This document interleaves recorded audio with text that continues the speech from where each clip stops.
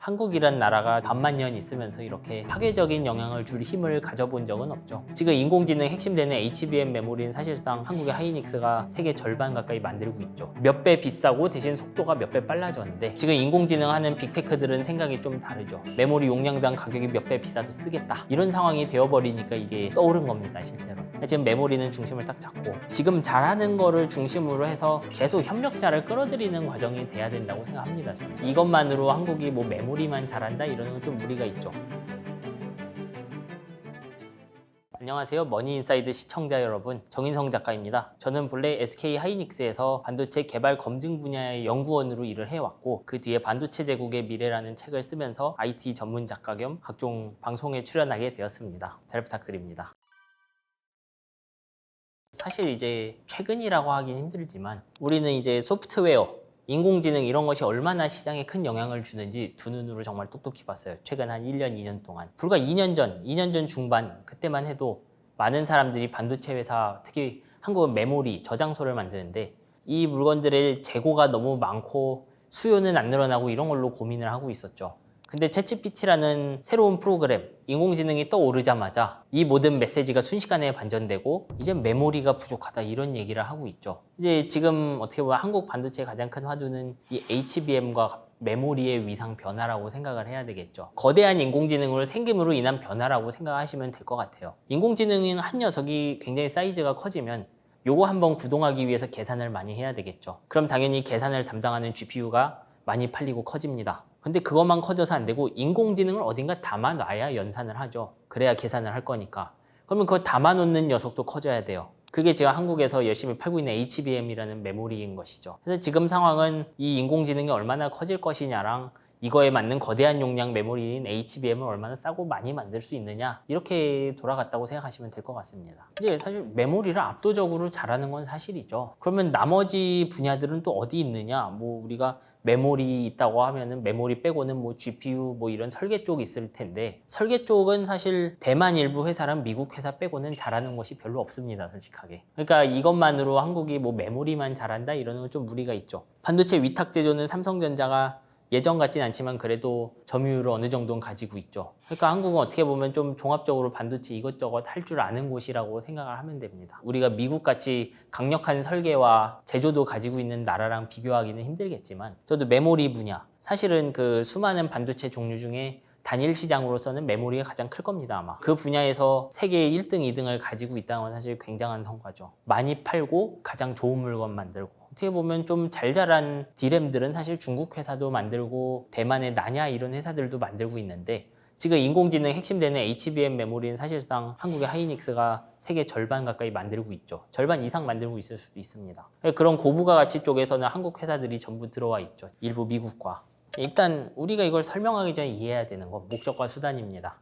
우리 목적은 인공지능, 그것도 아주 거대한 인공지능을 돌리는 것이죠. 그러려면 무엇이 필요하냐? 첫 번째는 이 거대한 인공지능을 전부 빠르게 구동할 수 있는 연산용 GPU가 필요합니다. 그게 첫 단계죠. 그 다음에 필요한 것은 용량이 크고 이 거대한 인공지능을 GPU에게 빠르게 넘겨줄 수 있는, 왜냐하면 메모리는 창고고 GPU는 공장 같은 거라서, 그리고 우리가 인공지능을 구동한다는 거는 창고에서 자재를 가져와 공장에서 가공하는 과정과 비슷합니다. 그러면 공장이 커야 될 뿐만 아니라 나오는 자재의 속도도 빨라야 되겠죠. 왜냐하면 자재가 너무 느리게 나오면 GPU가 아무리 최대 성능이 높아도 할 일이 없겠죠. 이건 마치 부산항에 자전거 도로 놓고 이제 짐을 나르겠다는 거랑 똑같은 이야기인 거죠. 그러면 여기서 이제 질문이 나오는 거. 그럼 어떻게 해야 이런 메모리를 만들 수 있느냐? 그래서 사용되는 아이디어가 바로 HBM이라는 아이디어죠. 일단 기존의 메모리들을 쓰려고 하면 칩 하나당 용량이 작습니다, 사실은. 일반적으로 우리 컴퓨터에 쓰는 DIMM 같은 메모리나 혹은 기존의 GPU에 썼던 GDDR 같은 메모리는 그 면적에 비해서 용량이 좀 작습니다.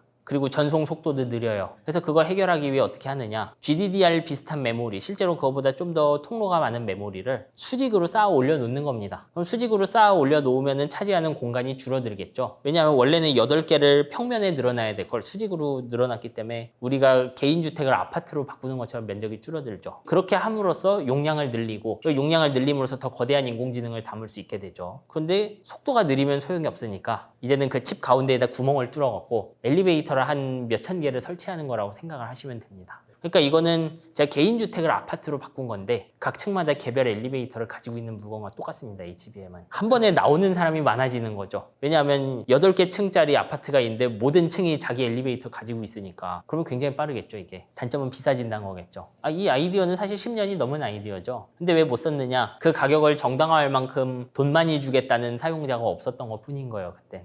지금 인공지능 하는 빅테크들은 생각이 좀 다르죠. 메모리 용량당 가격이 몇 배 비싸도 쓰겠다. 이런 상황이 되어버리니까 이제 이게 떠오른 겁니다, 실제로는. 사실 가성비라는 개념은 되게 상대적인 겁니다, 이게. 예를 들면 제가 자동차를 사는데 뭐 람보르기니 이런 거 3억짜리를 샀어요. 그거 어디를 쓸 거냐 했더니 나는 이거 마실 나갈 때 쓰겠다. 이마트용 이런 식으로 붙인다. 이런 사람이 있는 반면 누군가는 이걸로 뭐 서킷 기록을 재겠다 이런 사람이 있겠죠. 그러면 누군가가 봤을 땐 낭비고 누군가가 봤을 땐 낭비가 아닐 수도 있는 거죠. 지금 HBM은 그런 상황이라고 생각하시면 됩니다. 왜냐하면 인공지능이 구동돼야 되니까. 엔비디아라는 그 회사를 통해서 이제 구입하는 셈이 되는 거죠. HBM을 사용한 인공지능 빠르게 돌아가는 칩을 사는 거니까요. 사실 아이디어 자체가 한국에서 출발한 걸로 기억하고 있습니다, 저는. 아마 2009년 아니면 2012년일 텐데 저도 정확히 기억 못 하는데 그때도 이미 사실 한 90년도부터도 사람들이 그 메모리와 연산칩 사이에 성능 갭이 벌어지는 걸 많이 고민을 하고 있었습니다. 메모리는 메모리용 제조 공정을 사용하고 CPU나 GPU는 로직용 공정들을 사용하는데 로직용 공정은 굉장히 성능이 빠르게 올라간 반면에 메모리는 밀도는 그래도 오르지만 생각보다 성능이 빨리 오르질 않았습니다, 그동안. 그러니까 로직 성능이 한 1000배 오르는 동안 메모리는 한 50배 정도 빨라진다 이렇게 생각을 하시면 되죠. 그러니까 그동안은 어떻게 버텼느냐. CPU나 GPU 같은 게 고속의 임시 저장 공간을 스스로 마련해서 자주 쓰는 내용들을 우리가 만드는 그 하이닉스 같은 데 D램에서 살짝 복사해 와서 자주 쓰는 거는 CPU 근처에다가 놓고 쓰는 식으로 해결을 해왔죠. 근데 지금처럼 인공지능이라는 녀석이 도저히 그 조그만 공간에 담을 수 없을 정도로 커지니까 이제 메모리에게 성능 좀 어떻게 높여봐라 라고 요구하는 시대가 된 것이죠. 이제 근데 말씀드렸듯 성능이 잘 늘지 않았기 때문에 계속 어떻게 하면 메모리 성능을 높일까 이런 고민들을 해왔고 그래서 나온 것이 이제 HBM이죠, 아이디어 상으론. 그 아이디어는 그래서 일찍 나왔지만 말씀드렸듯 그렇게 몇 배 비싸고 대신 속도가 몇 배 빨라졌는데 비싼 가격은 너무 부담스럽고 정작 속도를 빠르게 해도 얻는 부가가치가 별로 없으니까 자주 사용되지 않은 겁니다, 그때. 제가 예를 들어 어디 쌈밥집에 가는데 김치만 한 10배 준다고 해서 2배 비싼 쌈밥을 먹을 가능성은 별로 없어요, 사람들이. 그걸 원하는 게 아니죠. 그러니까 당시에는 HBM의 속도도 그런 거였어요. 속도가 엄청 빨라지긴 했는데 이렇게 빠른 메모리를 써도 정작 컴퓨터에서 느껴지는 성능 향상이 별로 없었던 거죠. 근데 이제 인공지능 시대가 열리고 이런 챗GPT 같이 거대한 놈이 나오면서 메모리 성능이 거의 확실히 인공지능 구동 속도에 눈에 띄는 변화를 주게 된 거죠. 학습 속도에 특히. 그러니까 이제는 뭐 용량당 가격이 몇 배 높아도 사야 되는 시대가 된 거죠. 사실 HBM의 시장 확대는 지금까지는 엔비디아의 시장 확대랑 정확히 매칭되는 것이죠. 이제 하이닉스는 그동안 계속 엔비디아 쪽에 HBM을 납품해 왔습니다. 사실 학습용 반도체에다가 계속 납품을 해 왔는데 그 학습용 반도체를 팔던 중에 챗GPT가 터지면서 너도 나도 그 최고급 학습용 반도체를 사게 된 것뿐인 거야. 그러면 뭐 엔비디아의 선택도 가서 야 10배만 더 줘봐 이런 식으로 되는 거죠, 이제. 잘 팔리니까. 그냥 그런 스토리인 겁니다, 이건. HBM은 계속 수요가 있어 왔습니다, 과거에도. 크진 않았지만. 엔비디아 입장에서도 그 시점에 자신들 제품에 딱 맞춰서 그 합격해 있던 제품은 하이닉스밖에 없었기 때문에 그러면 그거를 더 많이 양산해서 달라고 할 수밖에 없는 것이죠. 뭐 HBM 하는 회사들은 이제 우리가 아는 D램 3사랑 똑같습니다. 마이크론, 삼성전자, 하이닉스 이렇게. 이제 하이닉스가 가장 잘 하고 있고 그 뒤로 이제 삼성전자와 뭐 마이크론이 따라오고 있겠죠. 물론 삼성전자는 GPU는 아니어도 여기저기 HBM을 계속 팔아오고는 있었는데 거기에선 잘 돌아갔지만 지금 GPU에 꼈더니 문제가 생기기도 하더라. 이런 식이니까 늦어지고 있는 거겠죠. 뭐 사실 늦어진 건 사실이죠. 왜냐하면 하이닉스만큼 HBM에 그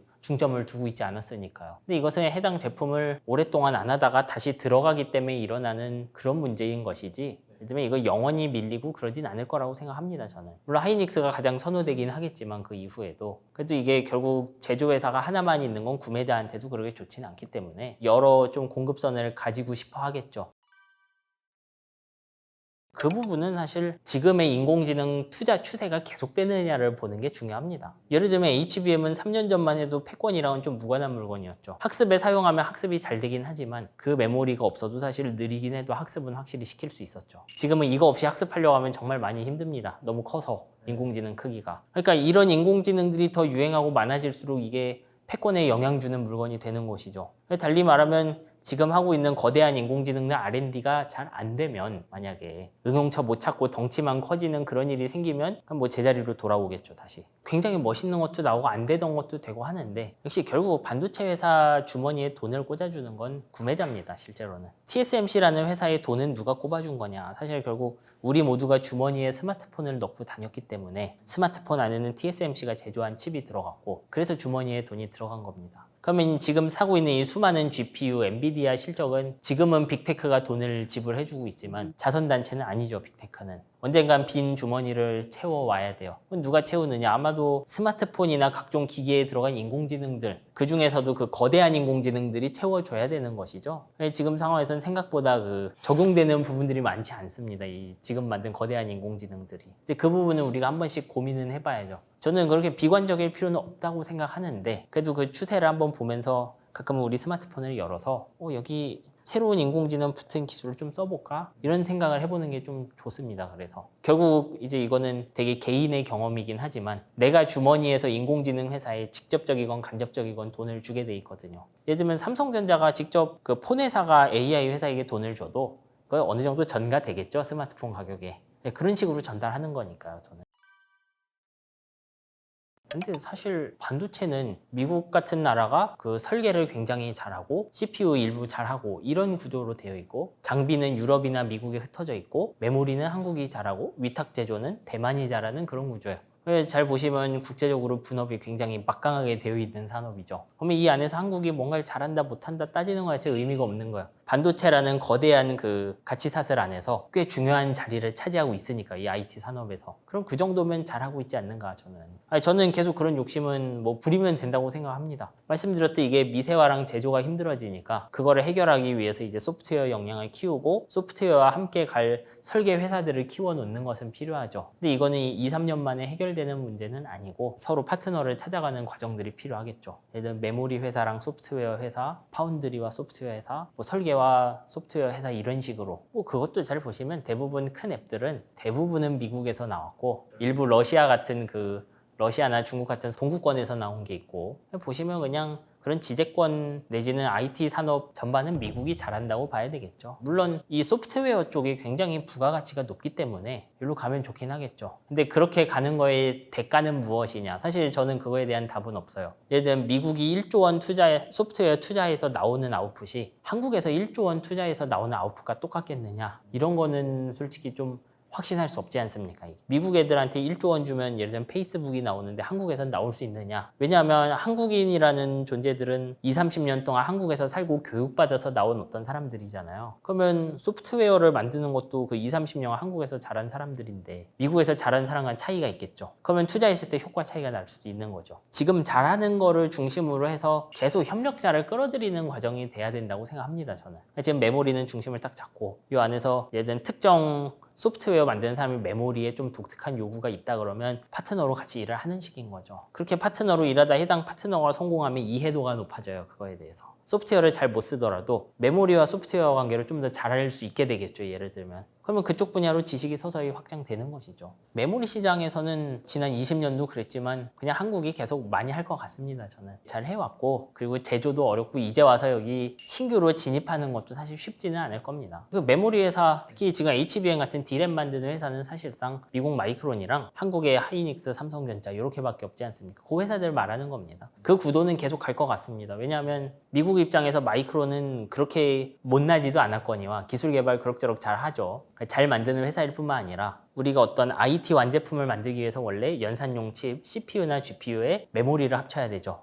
미국이라는 나라의 안보를 위해서라도 메모리 회사는 있어야 되죠. 그러니까 마이크론은 사라지진 않을 거예요. 회사가 힘들면 살려줘야 하는 것이죠. 왜냐하면 사실 메모리도 끊어버리면은 어떤 나라의 IT 산업을 통째로 파괴할 수 있어요. 왜냐하면 지금 있는 수많은 조그맣건 크건 컴퓨터와 비슷한 놈들은 전부 연산용 칩과 반도체를 조합해서 만들게 되어 있거든요. 그 요소 중 하나라도 빠지면 컴퓨터가 아닌 거예요. 제어도 할 수 없고 프로그램도 돌릴 수 없죠. 그러니까 메모리를 가지고 있어야 되는 거죠. 어떻게 보면 미국이 계속 제조를 다시 유치하려고 하는데 반도체 제조를 미국 안에 여기서 메모리 회사를 망하게 하는 것도 말이 안 되는 거죠. 결국 비슷한 안보 위협이 남아버리는 거니. 저는 그건 참 어떻게 보면 우리가 과거에 선구안이 있었던 소수 사람들에게 빚을 졌다고 생각합니다. 사실은. 예를 들면 과거 삼성의 이건희 회장이나 이병철 회장 같은 분들, 그런 분들한테 빚을 진 거죠. 사실 어떻게 보면 한국이란 나라가 지금까지 뭐 반만 년 있으면서 이렇게 특정 나라의 산업 이런 거에 파괴적인 영향을 줄 힘을 가져본 적은 없죠. 물론 그렇게 해야 된다는 것은 아니에요. 하지만 그 정도로 중요한 물건을 가지고 있는 것이죠. 답은 똑같습니다. 결국 우리가 보는 수많은 메모리, 뭐 연산칩 이런 게 가지고 있는 우리가 접한 제일 중대한 도전은 이제 미세화가 끝나가는 시대에 어떻게 할 거냐입니다. 지금은 뭐 앞에 봤던 HBM 같은 게 그런데 진짜 옛날 D램 초기였으면 우리가 3차원으로 쌓기 전에 원하는 용량과 속도가 나왔을 거예요. 그때는 메모리 한번 세대 넘어가면 용량도 엄청 늘고 속도도 엄청 빨라졌거든요. 근데 그게 안 되니까 3차원으로 쌓아갖고 뭐 패키징을 하고 이런 걸 하고 있는 거라는 걸 이해를 해야 돼요. 그래서 점점 우리가 한 세대 넘어가고 더 많은 성능을 얻기 위해서 많은 요소 기술을 합쳐야 돼요. 옛날엔 반도체 제조회사가 기존 전공정 장비 회사랑 막 으쌰으쌰 하면은 2배 빠르고 2배 밀도 좋은 메모리가 나왔어요. 근데 지금은 그 어드밴스드 패키징, 그 패키징 회사랑 패키징 하는 회사들 인력들과 같이 일을 해야 그때보다는 좀 안 좋은 물건이 나와요. 개선이. 하여튼 개선은 되죠. 그래서 저는 좀 우리가 어떤 기술 이런 걸 보는 것도 좋은데 전반적으로 소통하는 능력이 훨씬 중요하지 않는가. 점점 이 프로젝트 하나의 성패를 결정짓는데 들어가는 요소가 많아져요. 옛날에 하나 두 개만 보면 되는데 이제 뭐 몇 개씩 들어가겠죠. 이제 그러다 보면 어느 순간 제가 칩을 성공하기 위해 고려해야 되는 요소 중에 저기 소프트웨어 고객이 뿅 하고 들어가 버리고 그렇게 되는 거예요. 앞에 이야기랑 일치하는 겁니다. 이게 소프트웨어 봐야 된다는 거랑. 저는 소통 능력이 중요하지 않는가. 읽는 능력도 중요하고 전반적으로 좀 큰 그림 보는 능력 그런 게 좋다고 생각합니다. 어떻게 보면 한국은 이 제조업 분야에서 굉장히 그 분야를 파갖고 만듦새를 좋게 하고 값싸고 좋은 걸 많이 만드는 그런 연습들을 해왔죠. 거기서 조금 더 눈을 넓게 떠야 되는 시대가 아닌가. 다양한 기술을 보면서. 왜냐하면 이게 기존에는 메모리건 뭐 파운드리건 중요한 역량이 아니었는데 특정 시점에 보면 이렇게 이것이 성공의 열쇠일 수도 있는 거야. HBM에서도 기존에 없었던 멤버인 패키징이 들어온 거죠. 기존에 있었던 전공정, 뭐 8대 공정 이런 애들의 중요성이 없어진 건 아니에요. 걔들은 그대로 중요하죠. 근데 후공정 중에 패키징 관련한 회사가 없으면 성공을 못하죠. 그러니까 중요한 녀석이 계속 늘어나는 거예요. 상대적으로 중요성을 주는 것도 아니고. 점점 그런 거 하나 놓쳤을 때 대가가 뼈 아픕니다, 이게.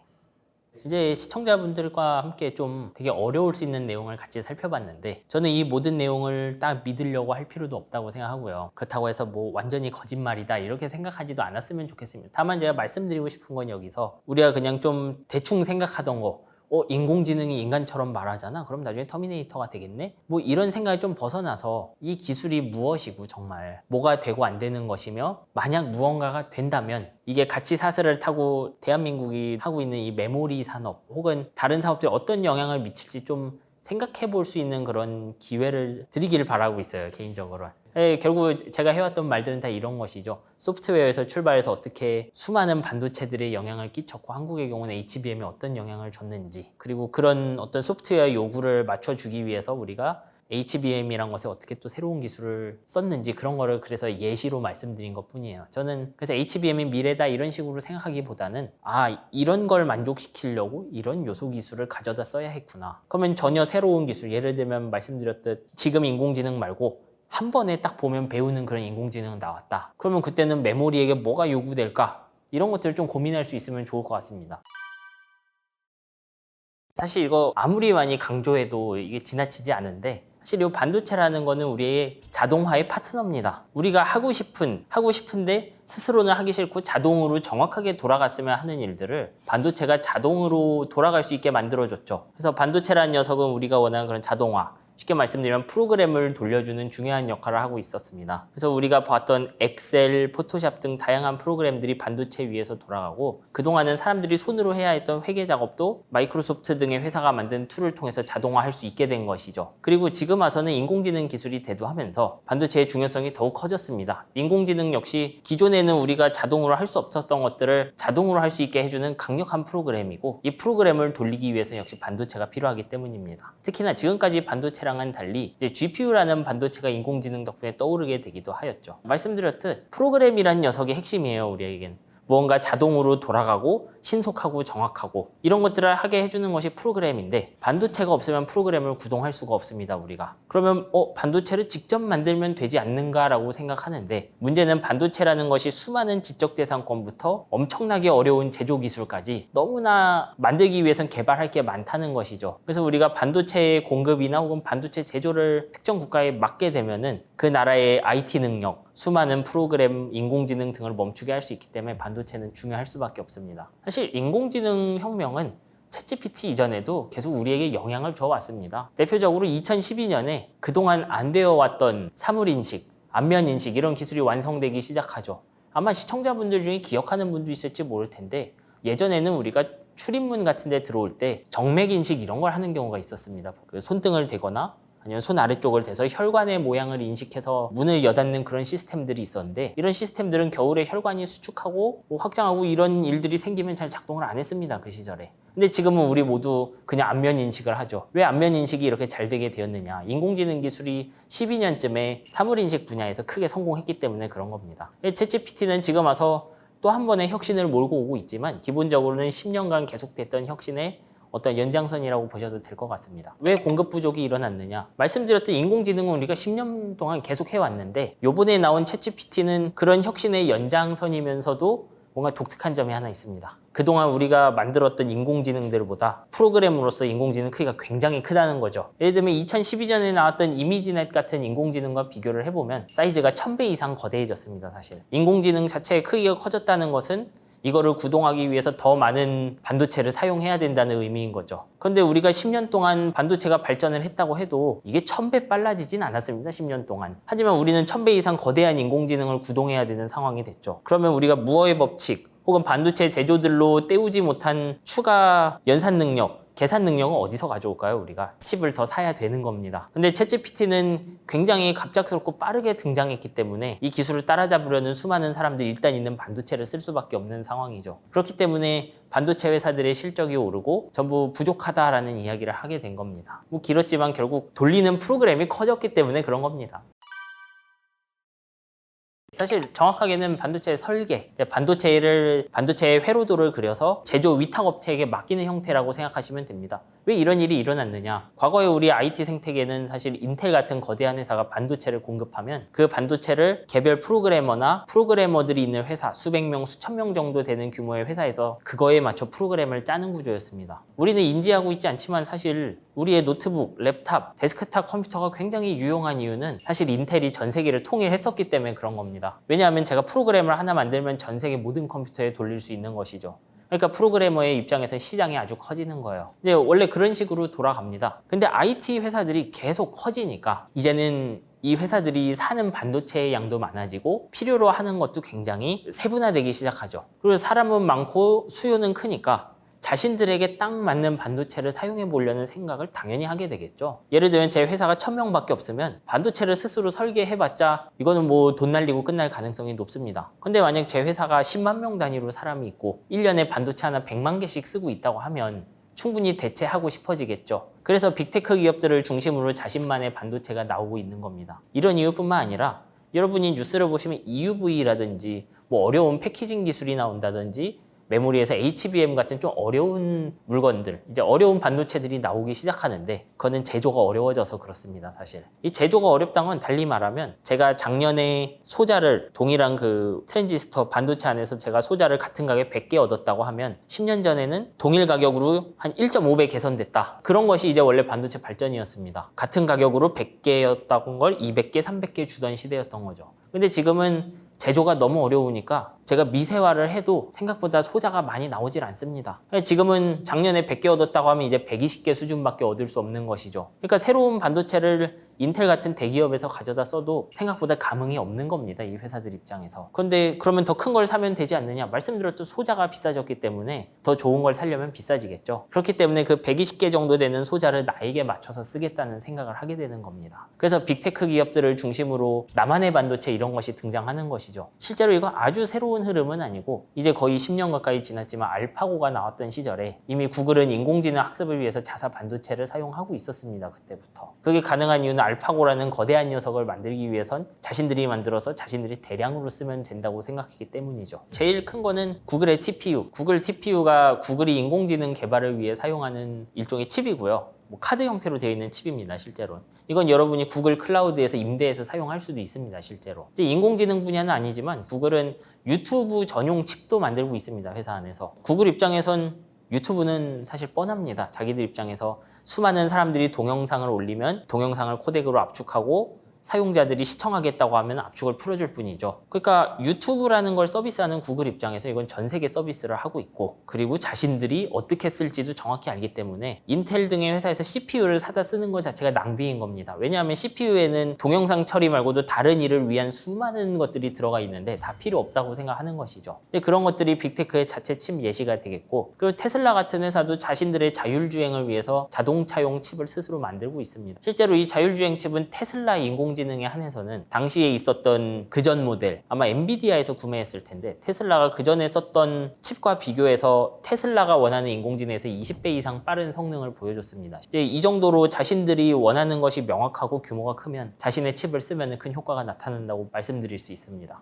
애플은 사실 인공지능을 빼놓고 보면 자체 칩을 굉장히 오래 한 회사입니다. 이미 거의 10년이 넘었다고 봐야죠. 우리가 스마트폰에 들어가는 AP, 그 스마트폰의 CPU 같은 물건인데, 애플은 그걸 오랫동안 스스로 설계를 해왔습니다. 지금은 맥북에도 들어가고 있죠. 그게 자체 칩입니다. 제조는 직접 하지 않지만 그 안에 회로도랑 이런 거는 전부 애플이 스스로 만드는 겁니다. 어설프게 접근하면 잘 안 되죠. 하지만 옛날보다는 좀 해볼만 해졌다는 게 지금의 상황인 거죠. 예전에는 회사 규모가 수천 명 규모라고 하면 설계 인력 1000명을 쓰면 회사가 기울었겠지만, 지금은 회사 직원이 10만 명쯤 된다고 하면 설계에 한 2, 3천 명쯤은 사용할 수 있죠. 그리고 예전보다 반도체 위탁 제조 생태계가 훨씬 성숙했기 때문에 일단 그 회사에 맞춰서 설계를 하면 칩을 얻을 수 있게 된 것이죠. 실제로 그런 직접 칩을 만드는 회사들이 설계를 잘 못하면 시장에 있는 경쟁 칩보다 성능이 안 좋은 경우도 발생합니다. 예를 들면 제가 스스로 칩을 설계한다고 해도 칩의 모든 부분을 스스로 할 수는 없습니다. 제가 정말 핵심으로 생각하는 부분은 제가 설계하고 나머지 부위들은 다른 회사에서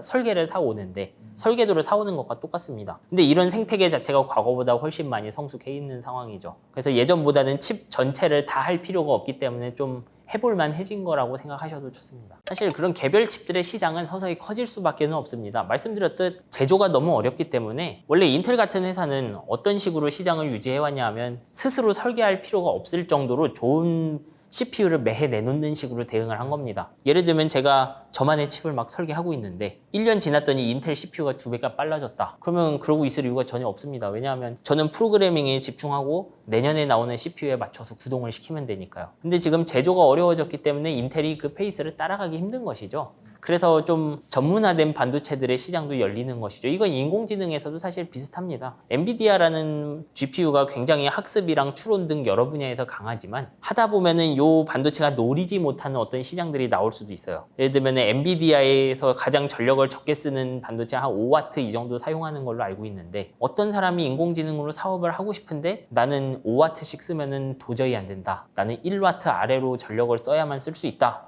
이런 경우라고 하면 결국 다른 칩을 사용할 수밖에 없는 것이죠. 그래서 기본적으로는 범용으로 사용되는 많은 칩들이 중심을 잡고 있지만 여기저기 가지들을 중심으로 그런 칩들이, 그런 기존에 있는 칩들이 들어갈 수 없는 시장에서 하나씩 자라나긴 할 겁니다, 이게. 근데 이런 칩들이 메인스트림이 될 수 있느냐, 그것은 그 칩이 보여주는 가격대 성능비랑 그 새로운 칩이 차지한 시장이 얼마나 매력적이냐가 결정하겠죠. 실제로는 이런 위탁 제조 자체는 수요를 잡아먹을 가능성도 높습니다, 다른 회사에. 예를 들면 지금 우리가 GPU라는 것으로 학습을 시키는데, 인공지능을, 그리고 거기에 선두주자 엔비디아입니다. 근데 예를 들면 엔비디아에서 살 칩을 줄이고 구글이 자체 칩을 만들면 위탁 제조나 시장 크기 자체는 크게 변화하지 않겠죠, 실제로는. 결국은 서로 시장을 뺏는 거니까. 근데 지금 같은 경우는 그래서 자체 칩이 늘어서라기보다는 반도체 자체를 훨씬 많이 써야 되는 상황이고, 인공지능이라는 대단한 기술이 나왔기 때문에 많은 사람들이 더 많은 칩을 구해서 무언가 해보려는 상황이 좀 더 크다고 생각하면 될 것 같습니다. 실제로 반도체 제조가 언제 크게 성장했느냐, 스마트폰이란 물건이 나왔을 때 크게 성장했습니다. 이게 스마트폰에 의의는 반도체 제조 측면에서는 기존엔 사람들이 그냥 걸어 다녔다고 하면은 이제부터는 전부 고급 반도체를 주머니에 넣고 다니는 세상이 되어버린 것이죠. 그럼 그 주머니에 들어갈 반도체는 누가 만든 것이죠. 그러니까 아예 주머니에 들어가지 않던 녀석을 들어가게 만들었기 때문에 수요가 커진 겁니다. 인공지능과 반도체 수요도 그렇게 접근하면 좋다고 생각합니다, 저는. 물론 우리는 딱 미국을 생각하긴 하지만 저는 우리가 반도체 패권이 어디 있느냐 이런 것보단 실제로 이 시장이 어떻게 유지되느냐를 조금 더 살펴보는 게 좋다고 생각합니다. 실제로 반도체의 힘은 앞에서 보시면 알겠지만 칩 설계하는 회사가 가지고 있다고 생각하는 게 좋습니다. 최종적으로. 제조는 사실 보조일 뿐이고, 즉 엔비디아의 예상 실적을 보시면 엔비디아는 TSMC라는 제조 위탁회사의 일부 고객일 뿐이죠. 하지만 엔비디아의 순이익은 TSMC 순이익 전체보다 높을 겁니다, 올해. 그러면 이거 그냥 액수로 보면 가불관계가 애매하죠. 고작 TSMC의 몇 프로, 10몇 프로 정도 제조 역량을 가져다가 동일 이상의 순이익을 얻어내고 있는 거니까, 엔비디아가. 실제로 우리는 말씀드렸던 반도체는 소프트웨어를 돌리는 수단이기 때문에 소프트웨어가 우리에게 자동화를 주고 기존에 안 되던 걸 되게 해주니까 소프트웨어에 가까운 곳일수록 부가가치도 크고 영향력도 크죠. 그리고 그런 걸 가지고 있는 기본적으로 설계회사입니다. 예를 들면 TSMC가 엔비디아 칩을 뭐 10년간 위탁 제조를 해줬다고 해도 결국 엔비디아 반도체에 기반한 소프트웨어 생태계는 엔비디아가 끌고 가게 돼 있습니다. 그 자리에 TSMC에 AMD가 와서 제조한다고 해도 엔비디아가 가지고 있는 소프트웨어 호환성이나 이런 걸 가져올 수가 없죠. 왜냐하면 TSMC가 그냥 만들어줄 뿐이니까. 그래서 기본적으로 반도체 패권의 가장 큰 부분은 미국이 가지고 있다고 생각하시면 될 거예요. 왜냐하면 설계 회사는 대부분 그쪽에 있고 하는 설계들도 다 큰 기둥 하나씩 차지하고 있죠. 서버와 데스크탑, 노트북의 인텔, 그리고 지금 GPU, 인공지능의 엔비디아 이런 건 다 미국에 있죠. 하지만 제조는 왜 이야기가 나왔고 이렇게 큰 논란이 되어 왔느냐. 이 최종적으로 나오는 반도체부터 제조까지 사슬이 사실 한 가닥밖에 안 되는 실이라서 그런 겁니다. 이 수많은 설계 회사들은 사실상 전 세계 2개 정도 되는 파운드리, 대부분은 TSMC고 일부 삼성전자 이렇게 의존을 하고 있는 상황이죠.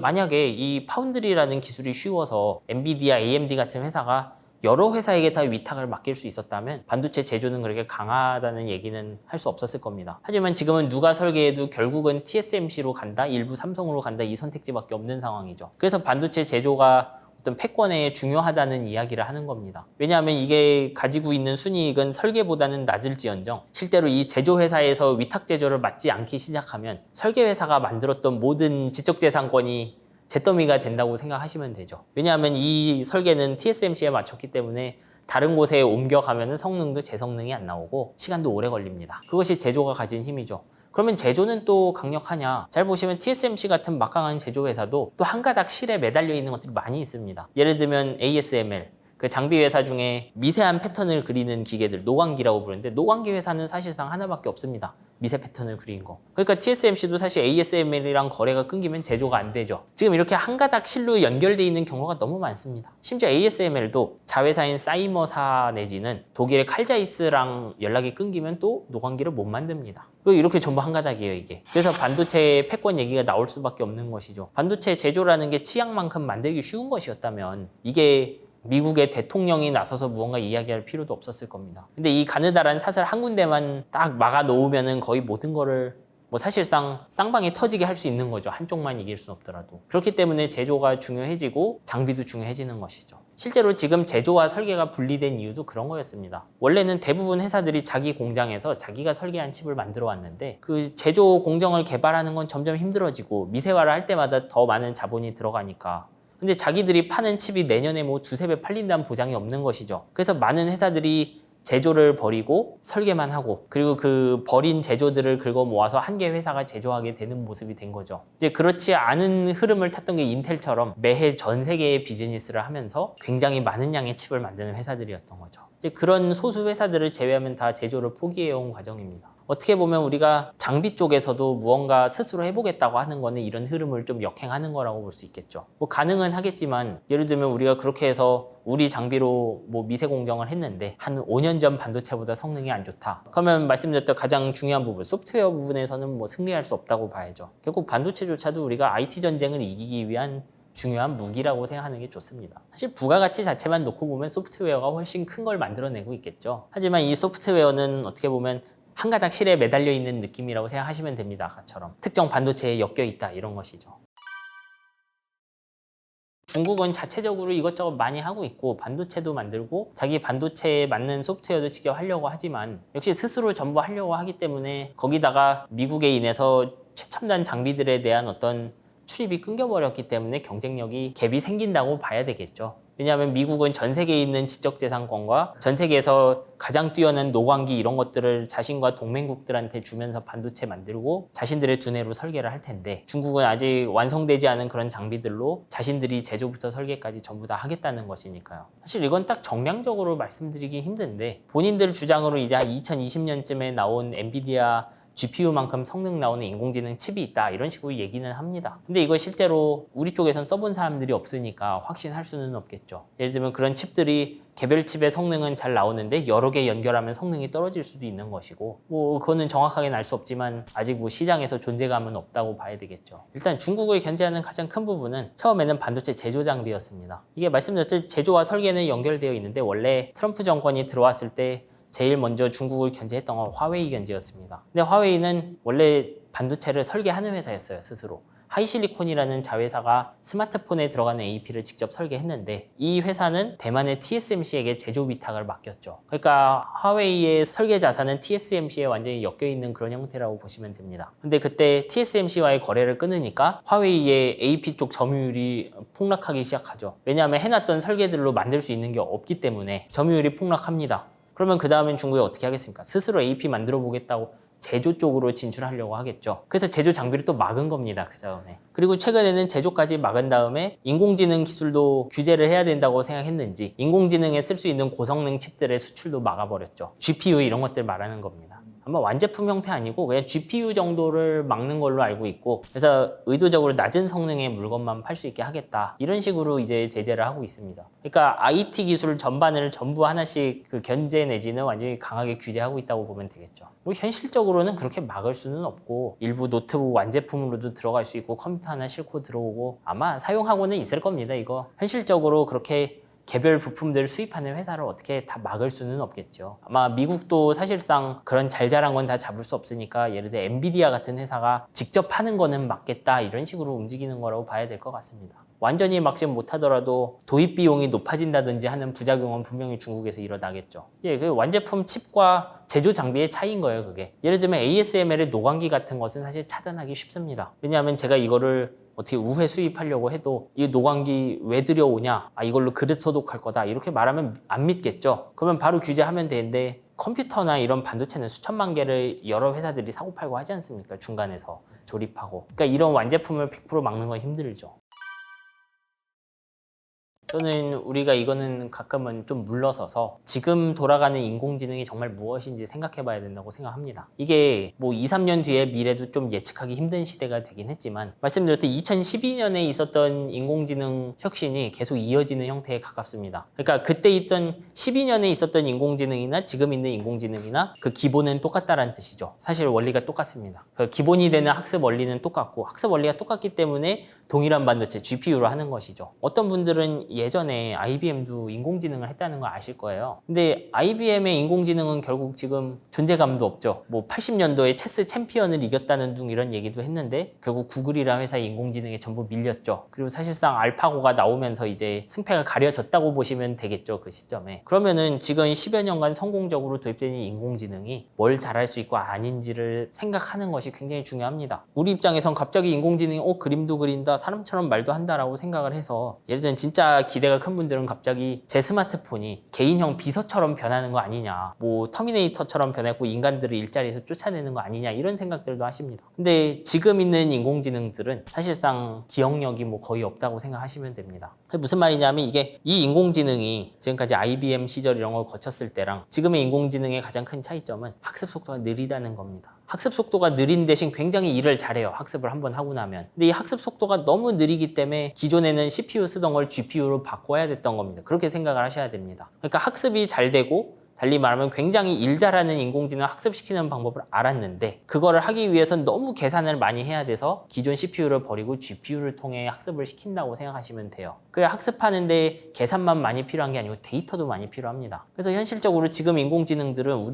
저라는 사람의 기억을 완전히 개인화해서 기억할 수가 없어요. 그거는 아마 지금 투자가 계속 늘어나도 그런 식의 발전은 오지 않을 거예요. 지금 방향에서. 좀 힘들다고 봐야죠. 이제 그런 게 되는 인공지능이 나올 수도 있는데 달리 말하면 사람처럼 한마디 하면 딱 기억하는 그런 인공지능이 나올 수도 있습니다. 근데 그런 인공지능이 나오게 되면 말씀드렸듯 계산을 많이 해야 되니까 GPU를 썼는데 계산 많이 안 해도 척 보면 딱 바로 외우는 인공지능이 나오면 이게 GPU를 사용할까요? 예를 들면? 아니겠죠. 그런 면에서 조금 직관적인 면도 있죠. 이런 것이. 그래서 저는 인공지능 시대가 온다라고 할 때는 지금 우리가 가지고 있는 이 기술 딱 기억할 수 없는 녀석 대신 주어진 어떤 맥락 하에서는 글 요약이나 분석 이런 거 굉장히 잘하는 녀석들인데 그런 녀석들로 할 수 있는 수준을 현실적으로 보는 게 좋다고 생각합니다. 저는. 그래서 말씀드렸듯이 얘는 순간 기억이라는 것 자체가 없기 때문에 저의 20, 30년을 쳐다보면서 저를 따라다니는 그 무언의 비서 아이언맨 자비스 같은 녀석이 되는 미래는 기대하지 않는 게 좋습니다. 그럼 그렇지 않은 미래 하에서 뭐가 될까? 저는 현실적으로는 이제 굉장히 스마트폰 입출력이 쉬워지고 노인들의 어떤 그 전자기기 접근성이 좋아진다든지 이런 부분이랑 기존에 잘 되지 않았던 일부 로봇 분야들 그 로봇 중에서도 긴 걸 기억하지 않아도 되는 로봇들이 있습니다. 길 잠깐 찾거나 물건 하나 가지고 오거나 뭐 이런 부분들에서 혁신이 이제 쭉 일어나고 일부 그 상담 센터들에서 굉장히 많은 자동화가 이루어지지 않을까 전 그런 쪽으로 생각을 합니다.